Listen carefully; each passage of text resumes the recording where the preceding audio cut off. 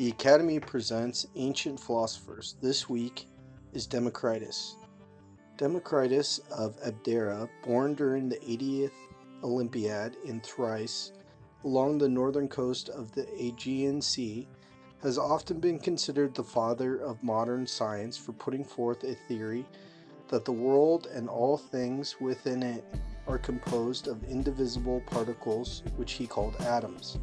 Apart from this, we know very little of Democritus, as all of his writings, apart from attestations and quotes used by later writers such as Aristotle and Diogenes Laertius, having been lost to time.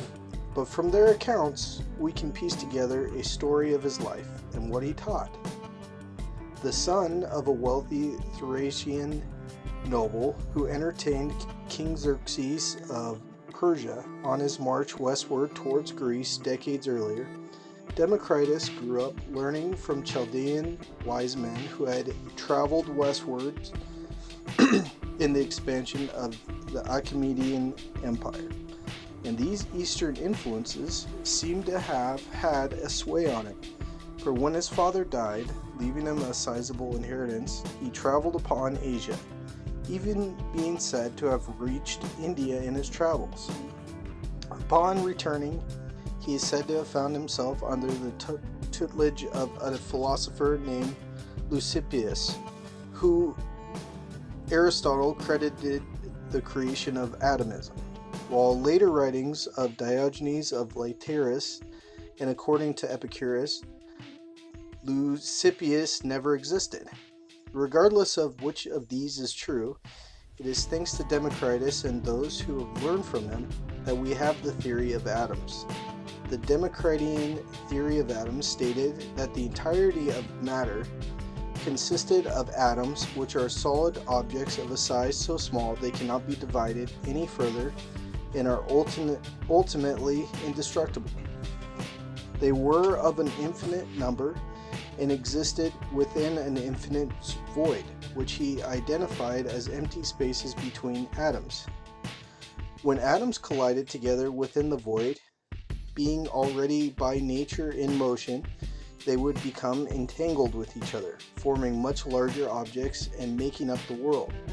These atoms were inert and interacted mechanically, hooking up into each other or moving around each other. These atoms, despite not having qualities of their own, only being differentiated by shape, arrangement, position, and magnitude, they did by nature of these create the qualities which the senses could detect in the objects they made up.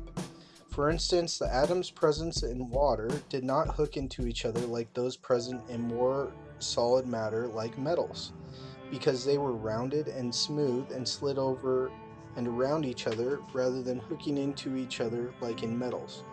Thus, rather than sit in the palm of the hand, water flowed.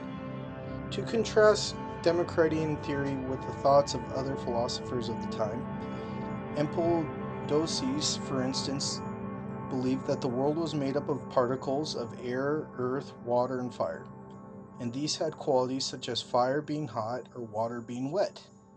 Democritus' atoms had no such qualities. Any qualities which could be ascribed to the objects they made up summed from human interpretation by the senses.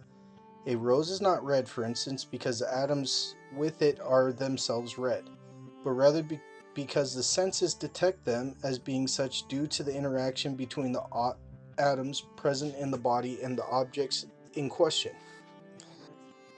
As he is quoted, by convention sweet, by convention bitter, by convention hot, by convention colored, but in reality atoms and void.